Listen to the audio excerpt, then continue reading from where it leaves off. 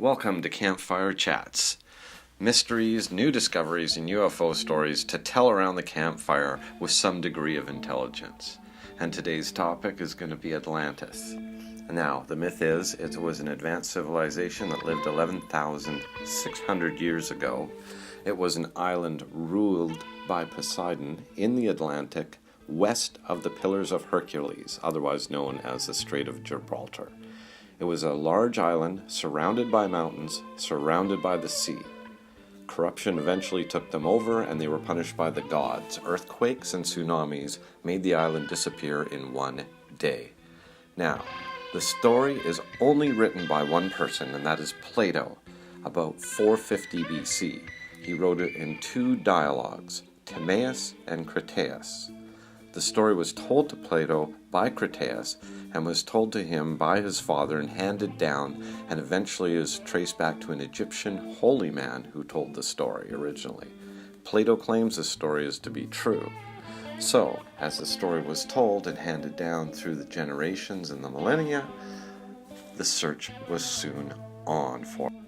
But most of the searching came up empty, with a few candidates.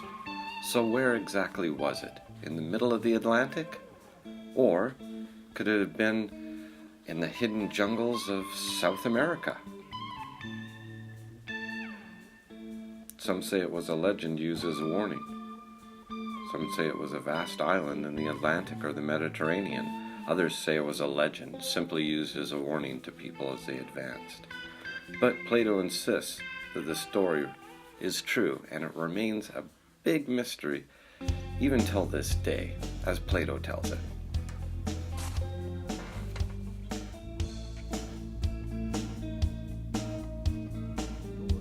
I heard from an aged man. Poseidon, the god of the sea, controlled the island of Atlantis.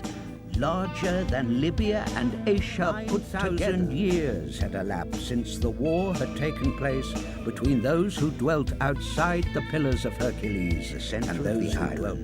There was a plain that extended by 3,000 stadia in one direction. And soon, of course, Hollywood got onto the story and made up some fantastic tales, and the story has definitely gotten richer and richer over the years, and I like that idea of Poseidon now ruling a thing coming out of the water.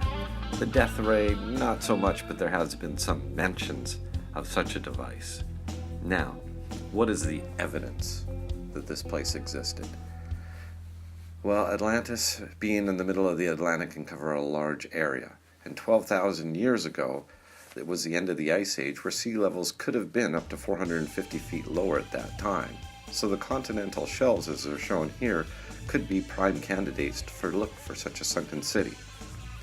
Every culture seems to have its own story about the Great Flood, and it's also believed that the Ice Age ended abruptly, perhaps a meteor impact in North America on the ice sheets.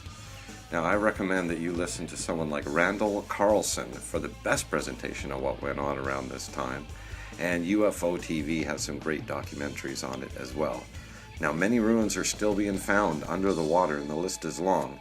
And if you think it was just a myth, you'd have to not forget that Troy was believed to be a myth until it was unearthed relatively recently.